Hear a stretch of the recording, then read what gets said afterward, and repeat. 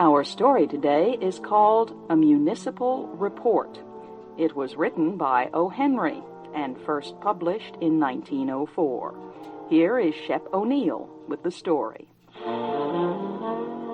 It was raining as I got off the train in Nashville, Tennessee. A slow, gray rain. I was tired, so I went straight to my hotel. A big, heavy man was walking up and down in the hotel lobby. Something about the way he moved made me think of a hungry dog looking for a bone. He had a big, fat, red face and a sleepy expression in his eyes. He introduced himself as Wentworth Caswell, Major Wentworth Caswell, from a fine Southern family. Caswell pulled me into the hotel's barroom and yelled for a waiter. We ordered drinks. While we drank, he talked continually about himself, his family, his wife, and her family. He said his wife was rich. He showed me a handful of silver coins that he pulled from his coat pocket. By this time, I had decided that I wanted no more of him. I said good night. I went up to my room and looked out the window. It was 10 o'clock, but the town was silent. A nice, quiet place, I said to myself, as I got ready for bed. Just an ordinary, sleepy Southern town. I was born in the South myself, but I live in New York now. I write for a large magazine. My boss had asked me to go to Nashville. The magazine had received some stories and poems from a writer in Nashville named Azalea Adair. The editor liked her work very much. The publisher asked me to get her to sign an agreement to write only for his magazine. I left the hotel at 9 o'clock the next morning to find Miss Adair. It was still raining. As soon as I stepped outside, I met Uncle Caesar. He was a big old black man with fuzzy gray hair.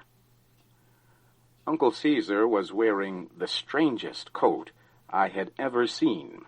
It must have been a military officer's coat. It was very long, and when it was new, it had been gray. But now, rain, sun, and age had made it a rainbow of colors. Only one of the buttons was left. It was yellow, and as big as a 50-cent coin. Uncle Caesar stood near a horse and carriage. He opened the carriage door and said softly, "Step right in, sir. I'll take you anywhere in the city." "I want to go to 861 Jasmine Street," I said, and I started to climb into the carriage. But the old man stopped me. "Why do you want to go there, sir?" "What business is it of yours?" I said angrily. Uncle Caesar relaxed and smiled. "Nothing, sir, but it's a lonely part of town. Just step in and I'll take you there right away." 861 Jasmine Street had been a fine house once, but now it was old and dying. I got out of the carriage. "That will be $2, sir," Uncle Caesar said. I gave him 2 $1 bills. As I handed them to him, I noticed that one had been torn in half and fixed with a piece of blue paper. Also, the upper right-hand corner was missing. Azalea Adair herself opened the door when I knocked. She was about 50 years old. Her white hair was pulled back from her small, tired face. She wore a pale yellow dress. It was old, but very clean. Azalea Adair led me into her living room. A damaged table, 3 chairs, and an old red sofa were in the center of the floor. Azalea Adair and I sat down at the table and began to talk. I told her about the magazine's offer. She told me about herself. She was from an old Southern family. Her father had been a judge. Azalea Adair told me she had never traveled or even attended school. Her parents taught her at home with private teachers. We finished our meeting. I promised to return with the agreement the next day, and rose to leave. At that moment, someone knocked at the back door. Azalea Adair whispered a soft apology and went to answer the caller. She came back a minute later with bright eyes and pink cheeks. She looked 10 years younger. "You must have a cup of tea before you go," she said. She shook a little bell on the table, and a small black girl about 12 years old ran into the room. Azalea Adair opened a tiny old purse and took out a $1 bill. It had been fixed with a piece of blue paper, and the upper right-hand corner was missing. It was the $1 I had given to Uncle Caesar. "Go to Mr. Baker's store, Impey," she said, "and get me 25 cents worth of tea and 10 cents worth of sugar cakes, and please hurry." The child ran out of the room. We heard the back door close. Then the girl screamed, her cry mixed with a man's angry voice. Azalea Adair stood up. Her face showed no emotion as she left the room. I heard the man's rough voice and her gentle one. Then a door slammed, and she came back into the room. "I am sorry, but I won't be able to offer you any tea after all," she said. "It seems that Mr. Baker has no more tea. Perhaps he will find some for our visit tomorrow." We said goodbye. I went back to my hotel. Just before dinner, Major Wentworth Caswell found me. It was impossible to avoid him. He insisted on buying me a drink and pulled 2 $1 bills from his pocket. Again, I saw a torn dollar fixed with blue paper with a corner missing. It was the one I gave Uncle Caesar. How strange, I thought. I wondered how Caswell got it. Uncle Caesar was waiting outside the hotel the next afternoon. He took me to Miss Adair's house and agreed to wait there until we had finished our business. Azalea Adair did not look well. I explained the agreement to her. She signed it. Then, as she started to rise from the table, Azalea Adair fainted and fell to the floor. I picked her up and carried her to the old red sofa. I ran to the door and yelled to Uncle Caesar for help. He ran down the street. 5 minutes later, he was back with a doctor.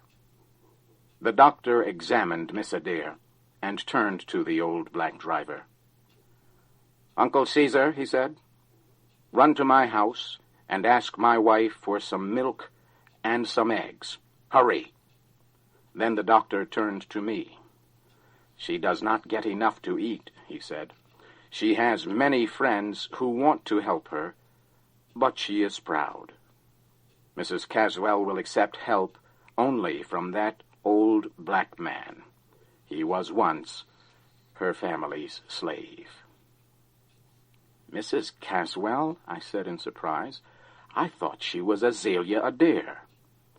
"She was," the doctor answered, "until she married Wentworth Caswell 20 years ago." but he's a hopeless drunk. He takes even the small amount of money that Uncle Caesar gives her. After the doctor left, I heard Caesar's voice in the other room. "Did he take all the money I gave you yesterday, Miss Azalea?" "Yes, Caesar," I heard her answer softly. "He took both dollars." I went into the room and gave Azalea Adair $50. I told her it was from the magazine.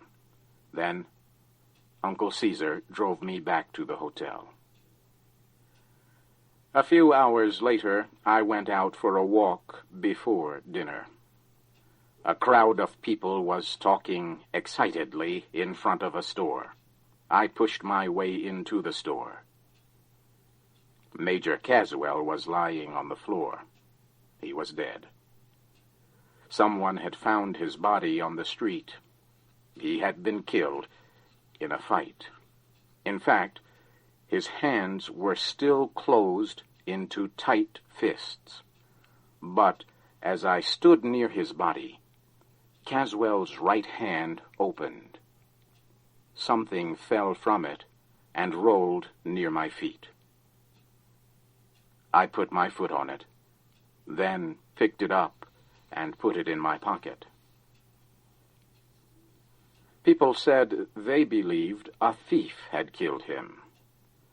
They said Caswell had been showing everyone that he had $50, but when he was found, he had no money on him. I left Nashville the next morning.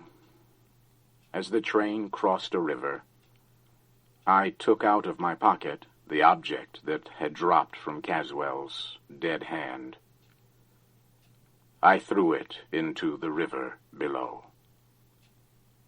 It was a button, a yellow button, the one from Uncle Caesar's coat.